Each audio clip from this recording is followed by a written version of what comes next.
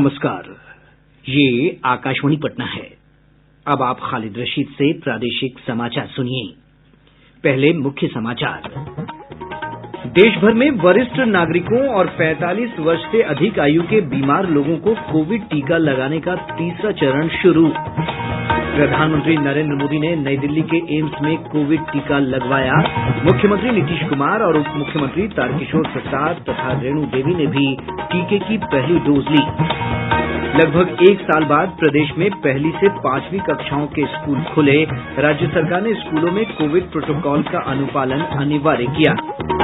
और प्रदेश के अधिकांश क्षेत्रों में तापमान में बढ़ोतरी से गर्मी बढ़ी। तापमान में सामान्य से 3 से 5 डिग्री सेल्सियस की वृद्धि। बुलेटिन की शुरुआत इस संकल्प के साथ। कोविड-19 महामारी के खिलाफ देश एकजुट होकर लड़ रहा है। आप भी हमारे साथ सुरक्षा और बचाव के 3 आसान एहतियाती उपायों का संकल्प लें। कोविड-19 से बचाव और सुरक्षित रहने के 3 उपाय। मास्क लगाएं, 2 गज दूरी है जरूरी, सुरक्षित दूरी रखें, हाथ और मुंह साफ रखें। अब समाचार विस्तार से। देश में कोविड टीकाकरण के अगले चरण के तहत आज से वरिष्ठ नागरिकों और 45 वर्ष से अधिक आयु के बीमार लोगों को टीका लगाने का कार्य शुरू हो गया है। इसके लिए वेबसाइट cowin.gov.in पर पंजीकरण कराया जा सकता है। कोविन 2.0 पोर्टल या आरोग्य सेतु ऐप के माध्यम से भी पंजीकरण कराया जा सकता है। ब्यौरा हमारे संवाददाता से।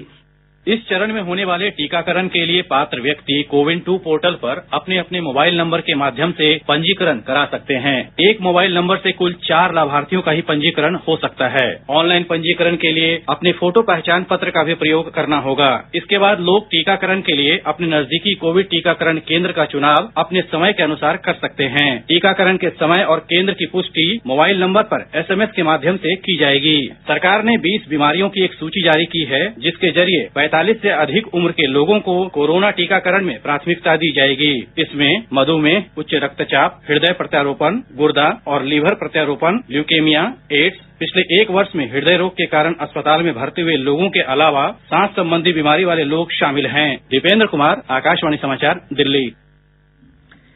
प्रधानमंत्री नरेंद्र मोदी ने आज नई दिल्ली के अखिल भारतीय आयुर्विज्ञान संस्थान एम्स में कोविड-19 टीके की पहली खुराक ली। एक ट्वीट में श्री मोदी ने यह जानकारी दी। उन्होंने कहा कि जिस प्रकार हमारे डॉक्टरों और वैज्ञानिकों ने बहुत कम समय में कोविड-19 के खिलाफ वैश्विक लड़ाई को मजबूत किया है, वह उल्लेखनीय है। श्री मोदी ने लोगों से अपील की है कि जो भी वैक्सीन लेने के पात्र हैं, वे सभी टीका लगवाएं और हम सब मिलकर भारत को कोविड मुक्त बनाएं। मुख्यमंत्री नीतीश कुमार ने भी आज दोपहर बाद पटना के IGIMS में कोविड टीके का पहला डोज लगवाया। इस अवसर पर दोनों उप मुख्यमंत्री तारकिशोर प्रसाद और रेणु देवी, ऊर्जा मंत्री विजेंद्र प्रसाद यादव और शिक्षा मंत्री विजय कुमार चौधरी ने भी कोविड का टीका लगवाया। टीका लगवाने के बाद मुख्यमंत्री ने कहा कि इस महामारी को खत्म करने में सबसे अधिक कारगर टीका ही है। उन्होंने लोगों से अपनी बारी आने पर कोविड का टीका अवश्य लगाने की अपील की है। आज जो ये काम प्रारंभ हो गया है और मुझको पूरा भरोसा है कि हमारे सभी बिहारवासी इसका लाभ उठाएंगे और टीकाकरण कराएंगे। और इसके अलावा हम सब लोग ये वैक्सीनेशन का काम, टीकाकरण का काम सब लोग कराएंगे और पूरे तौर पर ये काम होना चाहिए। और इससे मुक्ति पाना बहुत जरूरी है। इससे मिलेगी इस कोरोना की बीमारी से, ये दुनिया भर में जो फैली हुई है। तो हम लोगों के यहाँ तो अपने देश में कम है और खास करके बिहार में तो और कम है। इधर राज्य सरकार ने फैसला किया है कि विधानमंडल के दोनों सदनों के सदस्यों को अब IGIMS में ही कोविड के टीके लगाए जाएंगे। पहले विधानसभा और विधान परिषद में ही अलग अलग केंद्रों पर टीके लगाए जाने की सहमति बनी थी। राज्य सरकार ने चिन्हित निजी अस्पतालों में भी कोविड के टीके निःशुल्क देने का फैसला किया है। राज्य में 60 वर्ष से अधिक उम्र के 1 करोड़ से अधिक बुजुर्गों, जबकि 45 वर्ष से अधिक उम्र के 20 लाख से अधिक बीमार लोगों को टीके देने का लक्ष्य है। राज्य स्वास्थ्य समिति के अनुसार प्रदेश के 50 निजी अस्पतालों को टीकाकरण प्रक्रिया के लिए निर्धारित निर्देशों का पालन करने को कहा गया है। अनियमितता की स्थिति में लोग टोल फ्री नंबर 104 पर शिकायत कर सकते हैं। राज्य में 3 मार्च से प्राथमिक स्वास्थ्य केंद्रों में भी कोविड का टीका लगाया जाएगा। स्वास्थ्य विभाग के प्रधान सचिव प्रत्यय अमृत ने बताया कि राज्य में कुल 625 अस्पतालों में निःशुल्क कोविड का टीका लगाया जाएगा। अखिल भारतीय आयुर्विज्ञान संस्थान के निदेशक डॉक्टर रणदीप गुलेरिया ने सरकारी और निजी अस्पतालों में टीकाकरण की प्रक्रिया पर विस्तार से जानकारी दी।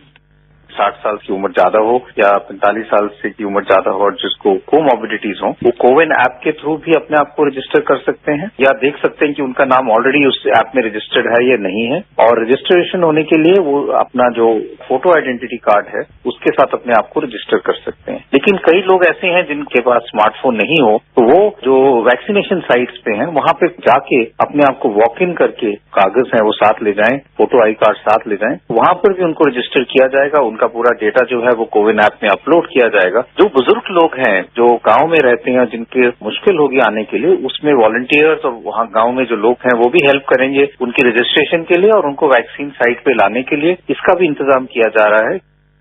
एम्स पटना के कोविड मामलों के नोडल पदाधिकारी डॉक्टर संजीव कुमार ने लोगों से कोविड टीके की पहली खुराक लेने के बावजूद मास्क पहनने और अन्य प्रकार की सावधानी बरतने की अपील की है।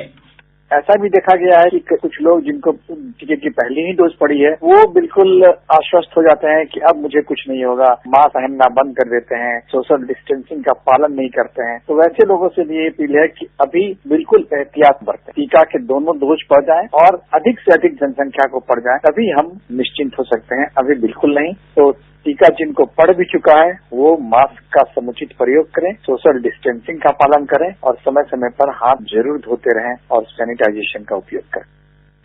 प्रधानमंत्री नरेंद्र मोदी ने मुख्यमंत्री नीतीश कुमार को उनके जन्मदिन पर बधाई दी है। प्रधानमंत्री ने उनके दीर्घायु और स्वस्थ जीवन की कामना की है। इधर विधानमंडल के दोनों सदनों में सदस्यों ने मुख्यमंत्री को 70वें जन्मदिन पर बधाई दी। विधानसभा में अध्यक्ष विजय कुमार सिन्हा और विधान परिषद में कार्यकारी सभापति अवधेश नारायण सिंह ने श्री कुमार को सदन की ओर से शुभकामनाएं दी। प्रादेशिक समाचार आप आकाशवाणी पटना से सुन रहे हैं। देश में कोविड से स्वस्थ होने की दर 97.07% हो गई है। पिछले 24 घंटों में 11,000 से अधिक मरीज स्वस्थ हुए। अब तक 1 करोड़ 7 लाख से अधिक लोग कोविड से स्वस्थ हो चुके हैं। स्वास्थ्य मंत्रालय ने बताया कि सक्रिय मामलों की संख्या कुल मामलों का केवल 1.52% है। इस समय देश में लगभग 1,68,000 सक्रिय मामले हैं। पिछले 24 घंटों में मिले 15,510 नए मामलों को मिलाकर अब कुल मामलों की संख्या 1 करोड़ 10 लाख को पार कर गई है। प्रदेश में कक्षा 1 से 5वीं तक के सभी स्कूल आज से खुल गए हैं। कोरोना महामारी के कारण पिछले साल 14 मार्च से स्कूल बंद कर दिए गए थे। कक्षा 9वीं से 12वीं तक की कक्षाएं पहले ही 4 जनवरी से शुरू हो गई थीं, जबकि कक्षा 6 से 8वीं तक के स्कूल 8 फरवरी से खोल दिए गए थे। आज पहले दिन स्कूलों में विद्यार्थियों की उपस्थिति कम देखी गई। कोविड प्रोटोकॉल के अनुसार हर दिन कक्षा की क्षमता के 50% विद्यार्थियों को ही आने की अनुमति दी गई है। साथ ही कक्षाओं में 2 गज की दूरी का पालन और फेस मास्क पहनना अनिवार्य किया गया है। राज्य के मुख्य सचिव अरुण कुमार सिंह ने बताया है कि स्कूलों को कोविड दिशा निर्देशों का पालन करना होगा। सरकारी शिक्षकों को स्कूलों में मौजूद रहने का निर्देश दिया गया है। बीमार शिक्षक या विद्यार्थी को स्कूल परिसर में आने की अनुमति नहीं दी जाएगी। प्रधानमंत्री नरेंद्र मोदी ने कहा है कि 21वीं सदी के भारत को कृषि उत्पादन में वृद्धि के बीच खाद्य प्रसंस्करण क्रांति की जरूरत है। उन्होंने कहा कि अगर 2-3 दशक पहले ऐसा हुआ होता तब वो देश के लिए अच्छा होता। अगले वित्त वर्ष में केंद्रीय बजट में कृषि क्षेत्र के लिए उठाए गए कदमों पर आयोजित वेबिनार को संबोधित करते हुए श्री मोदी ने आज कहा कि हमें खाद्य, सब्जी, फल और मत्स्य पालन सहित कृषि के हर क्षेत्र में प्रसंस्करण पर ध्यान केंद्रित करना है। श्री मोदी ने कहा कि आधुनिक भंडारण सुविधाएं किसानों को उनके गांवों के पास उपलब्ध होनी चाहिए। हमें गांव के पास ही एग्रो इंडस्ट्रीज क्लस्टर की संख्या बढ़ानी होगी ताकि गांव के लोगों को गांव में ही खेती से जुड़े रोजगार मिल सके। ऑर्गेनिक क्लस्टर, एक्सपोर्ट क्लस्टर, इसकी भी इसमें बहुत बड़ी भूमिका होगी। गांव से एग्रो बेस्ड प्रोडक्ट शहरों की तरफ जाएं और शहरों से दूसरे इंडस्ट्रियल प्रोडक्ट गांव पहुंचे, ऐसी स्थिति की तरफ हमें बढ़ना होगा। उद्योग मंत्री सैयद शाहनवाज हुसैन ने आज कहा कि राज्य सरकार एथेनॉल उत्पादन के लिए हर जिले में उद्योग लगाने के लिए मिशन मोड पर काम कर रही है। विधानसभा में एक प्रश्न के उत्तर में श्री हुसैन ने बताया कि गन्ने के अलावा मक्का और चावल के टुकड़े से भी एथेनॉल उत्पादन किया जाएगा। उद्योग मंत्री ने कहा कि इससे गन्ना और मक्का उत्पादक किसानों को उनकी उपज का उचित लाभ मिल सकेगा। स्वास्थ्य मंत्री मंगल पांडेय ने आज कहा कि पटना और गया में लगभग 27 करोड़ रुपए की लागत से जल्द 100 बेड का मातृ शिशु अस्पताल शुरू किया जाएगा। उन्होंने कहा कि इसका निर्माण कार्य पूरा हो गया है। श्री पांडेय ने बताया कि जल्द ही 8 जिलों में एएनएम, जीएनएम और फार्मेसी के छात्रों के लिए 1100 बेड का छात्रावास शुरू किया जाएगा। राज्य में अब तक 1,08,000 दिव्यांगों को विशेष पहचान पत्र दिए गए हैं। स्वास्थ्य मंत्री मंगल पांडेय ने विधानसभा में बताया कि 1 अप्रैल से दिव्यांगजनों को ऑनलाइन ही विशेष पहचान पत्र दिए जाएंगे। जदयू के रत्नेश सादा और अन्य सदस्यों के ध्यानाकर्षण के जवाब में स्वास्थ्य मंत्री ने कहा कि अधिक से अधिक पात्र दिव्यांगजनों को प्रमाण पत्र मिले, इसके लिए प्राथमिक स्वास्थ्य केंद्रों में शिविर लगाकर मेडिकल जांच की व्यवस्था की गई है। उन्होंने कहा कि हर सप्ताह मंगलवार के दिन जांच के लिए सदर अस्पतालों और अनुमंडल अस्पतालों में मेडिकल बोर्ड की व्यवस्था की जाती है। जयदीप भटनागर ने आज देश के प्रधान सूचना अधिकारी का कार्यभार संभाल लिया। वे 1986 बैच के भारतीय सूचना सेवा के अधिकारी हैं। श्री भटनागर ने कुलदीप सिंह धतवालिया का स्थान लिया है, जो सेवानिवृत्त हो गए। मौसम विभाग ने आने वाले दिनों में प्रदेश भर के तापमान में तेजी से बढ़ोतरी का पूर्वानुमान व्यक्त किया है। अगले 24 घंटों के दौरान दिन के तापमान में सामान्य से 3 से 5 डिग्री सेल्सियस तक की वृद्धि होगी।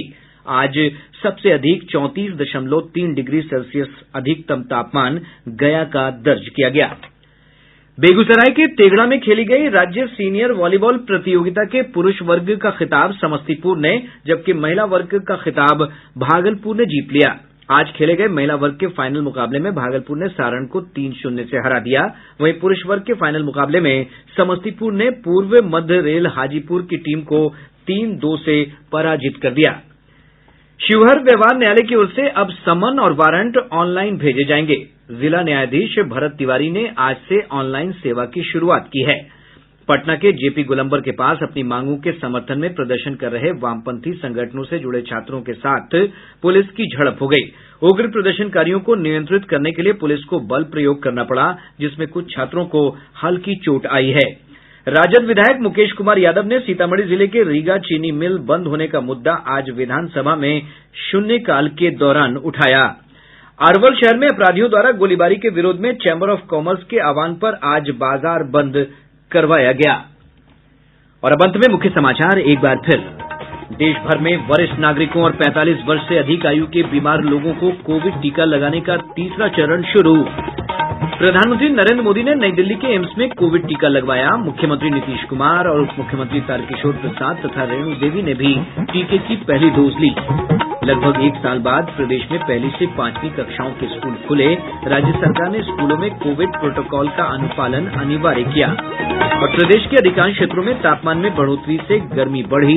तापमान में सामान्य से 3 से 5 डिग्री सेल्सियस की वृद्धि। इसके साथ ही आकाशवाणी पटना से प्रसारित प्रादेशिक समाचार का ये अंक समाप्त हुआ। कोविड-19 से बचाव और सुरक्षित रहने के 3 उपाय। मास्क लगाएं, 2 गज दूरी है जरूरी, सुरक्षित दूरी रखें, हाथ और मुंह साफ रखें।